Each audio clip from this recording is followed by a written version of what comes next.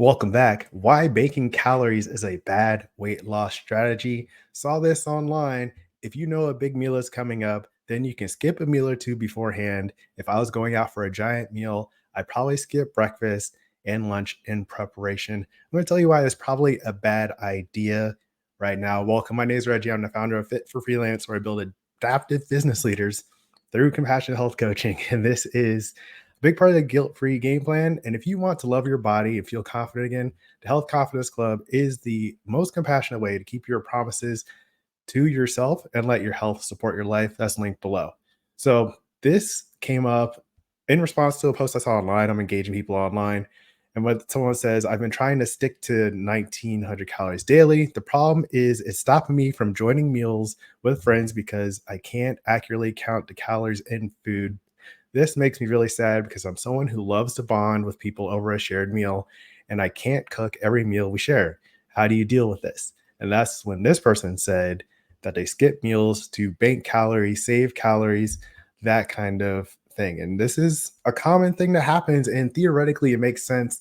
You hear people doing this on Thanksgiving, like they skip a couple meals so they can eat more, or you save up your weekly calories Monday through Friday. So then Saturday, Sunday, you can have bigger meals, kinds of things. And this is not really an effective best practice for weight loss because it is kind of similar to disordered eating in some ways. So you want to be careful with how you are doing this, not a best practice. Plus, the big thing that you probably know firsthand is being extra hungry makes you likely to overeat higher fat foods and surpass the calories that you've saved by skipping meals. Click like if that's something you can relate to, because this happens all the time. I know it happens to me if I miss breakfast for any number of reasons, which I try not to because my life sucks when I miss breakfast. So like when I go for that next meal, I'm thinking like I'm gonna get some chicken tenders or I'm gonna have like a giant meal of something. I don't know if that's just me. I hope not, but that's why it's valuable to have balanced meals throughout the day and trying not to skip meals to bank calories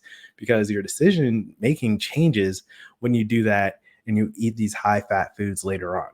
And so, what I want you to do instead is consider what's important to you in the healthy, fulfilling life of your dreams. That's my vision for Fit for Freelance. Is every entrepreneur knows how to lead the healthy, fulfilling life of their dreams. So think about it. Think about what's important to you. Perfectly track calories where you know all the details of all the foods that you're eating all the time, right?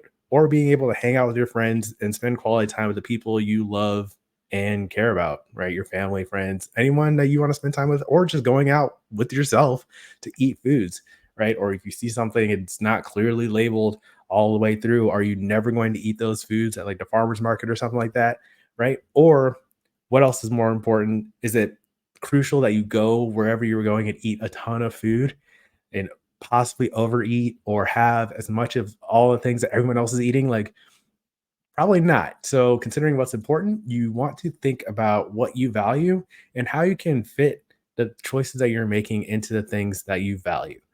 That's a big part when it comes to vision is understanding your values, what's most important to you, so you can make more choices that support that, letting your health support your life. Okay. So instead of doing all that and skipping quality time with your friends and family, make sure that your calories target is realistic. I got a couple more tips for you here too.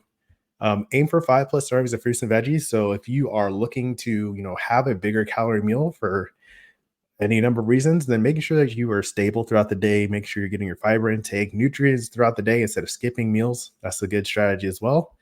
And then manage your portion size when eating out. You don't have to go out and clear a giant plate or eat like half a pizza or like any of these things. You can go out and make healthy choices in different conditions.